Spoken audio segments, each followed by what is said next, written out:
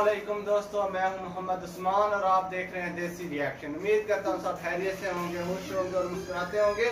तो दोस्तों, आज की वीडियो का हम रिएक्शन लेकर आए हैं इंडोनेशियन बस डेंगान बस इंडोनेशिया और थाईलैंड बस, जो कि आपको पता ही होगा जीपिंग बस और इंडोनेशियन बस VS.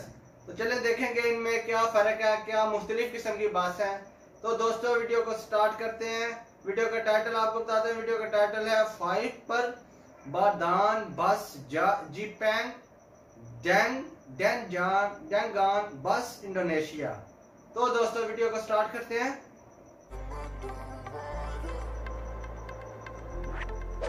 Bentuk dan desain. Bentuk luar antara bus Indonesia dengan bus yang ada di negara Jepang terlihat lumayan bedanya. Kalau kalian lihat dari tampilan luar, bus yang ada di negara Jepang sering dijumpai bentuknya yang kotak-kotak, terutama pada bagian depannya, layaknya bus dalam kota yang ada di Jakarta. Alasannya karena bus di negara Jepang tidak diciptakan untuk kecepatan. Fungsi utama bus adalah bagaimana membawa penumpang dalam jumlah yang cukup banyak dari titik A ke titik B. Mereka beranggapan bus bukan semata-mata dalam hal adu kecepatan, tapi bagaimana membuat penumpang lebih nyaman ketika berada di dalamnya. Hal ini memang wajar, karena luas wilayah negara Jepang hampir 5 kali lipat lebih kecil dari luas wilayah negara Indonesia. Bayangkan saja trayek dari Jakarta menuju Medan atau trayek dari Jakarta menuju Bima, busnya bentuknya kotak-kotak kayak di negara Jepang, dan dipacu dalam kecepatan rendah, dijamin deh penumpang bakalan bosan dan merasa lebih banyak menghabiskan waktu selama di perjalanan. Terkait bentuk bus yang ada di negara Indonesia memiliki tampilan yang elegan, sederhana, terlihat mewah, dan sepintas terlihat aerodinamis, seperti yang terlihat pada salah satu bus yang dibuat oleh karoseri Adiputro ini.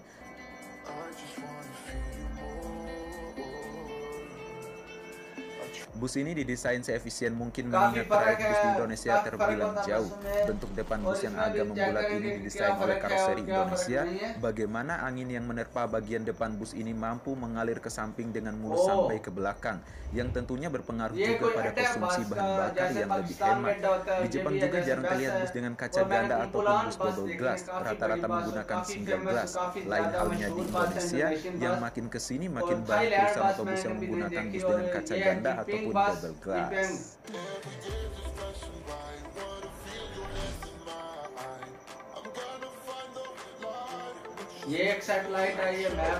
Produksi bus.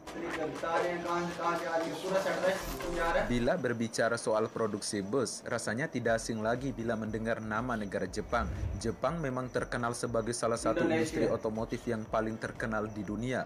Bahkan dulu Jepang menjadi negara produsen mobil terbesar di dunia, tepatnya pada tahun 2008. Contoh produsen otomotif Jepang sebut saja seperti Toyota, Honda, Daihatsu, Suzuki, dan lain sebagainya. Dan bahkan sesis bus buatan negara Jepang paling tinggi penjualannya di Indonesia pada tahun 2019 lalu bila dibandingkan dengan para kompetitornya. Berdasarkan data dari Gaikindo, unit yang berhasil terjual pada tahun 2019 lalu diantaranya Hino R260 sebanyak 1066 unit, Mercedes-Benz OH1626 sebanyak 424 unit, Mercedes-Benz OH1526 sebanyak 123 unit, Hino RN285 sebanyak 116 unit, sedangkan Scania K360iB sebanyak 23 unit.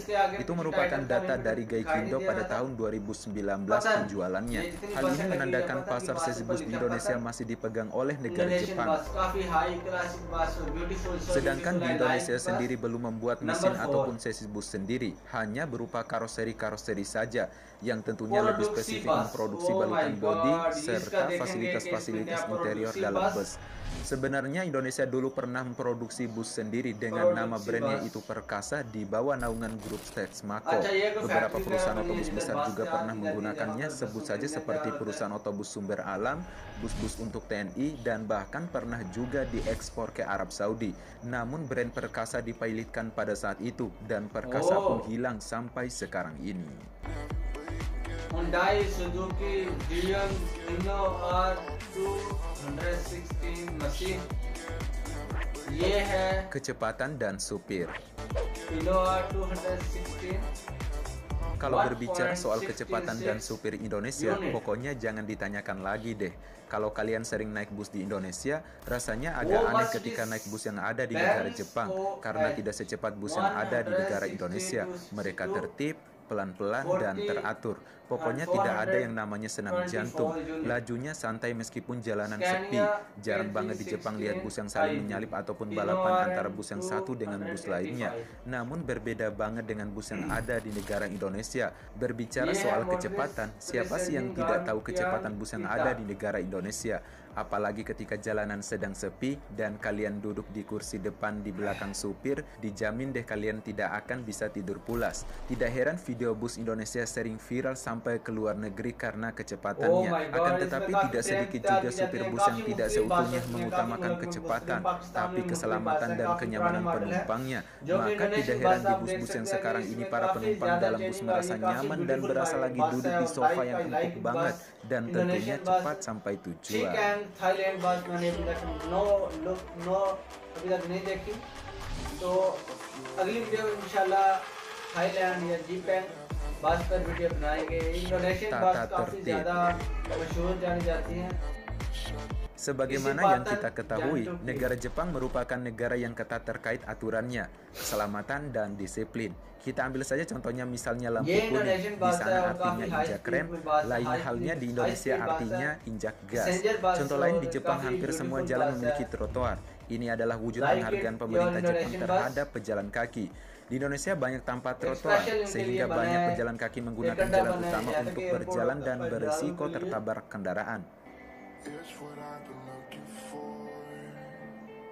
Terkait pembelian tiket dan bayar tarif bus di Jepang mudah dan aman banget. Seperti untuk bus kota cukup membayar dengan kartu transportasi IC dan di beberapa kota juga menggunakan tiket fisik.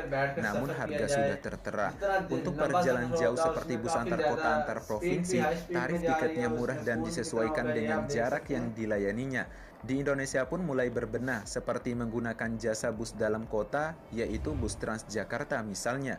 Dan begitu juga untuk bus antar kota antar provinsi yang sudah memberikan pelayanan terbaik untuk penumpangnya. Namun di Indonesia untuk beberapa terminal masih banyak ditemui para calo. Baru saja memasuki terminal, calo langsung tarik sana-sini sambil menanyakan mau tujuan kemana dan naik bus apa dan itulah pokoknya. Lebih parahnya lagi mereka para calo selain memaksa sambil tarik-menarik kadang juga disertai dengan ancaman.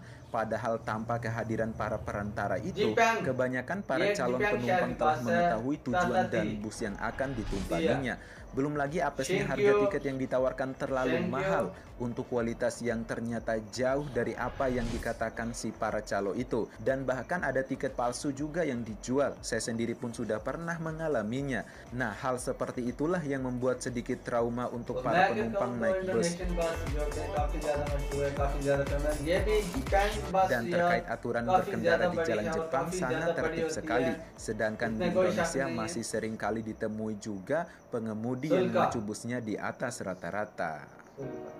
Oh my god, काफी खूबसूरत बस है, काफी इसमें जो पाकिस्तान में भी बसें जा रही हैं वो भी इंडोनेशियन चाइनीज और काफी पाकिस्तान में बसें जा रही हैं जो मेट्रो बस कहा जाता है, मेट्रो बस कह सकते हैं उनको आप।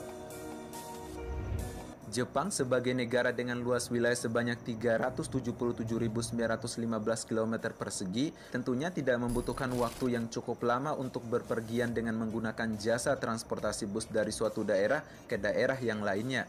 Bila dibandingkan dengan negara Indonesia yang memiliki luas wilayah 5 kali lipat lebih luas dari negara Jepang, yaitu 1.922.570 km persegi yang tentunya membutuhkan waktu yang cukup lama untuk mengakses dari suatu daerah ke daerah lainnya. Maka tidak heran bus di Indonesia terkenal dengan trayek jauhnya. Ada yang 3 hari perjalanan, 4 hari perjalanan, dan bahkan ada yang 5 hari juga. Sebut saja seperti perusahaan otobus Serasa Sayang yang melayani trayek dari Bima menuju Jakarta pulang pergi. Ada perusahaan otobus Putra Pelangi yang melayani trayek dari Banda Aceh menuju Jakarta pulang pergi juga. Kemudian ada perusahaan otobus PMTOH yang melayani trayek dari Aceh menuju Medan dan dilanjutkan sampai ke Solo. Kemudian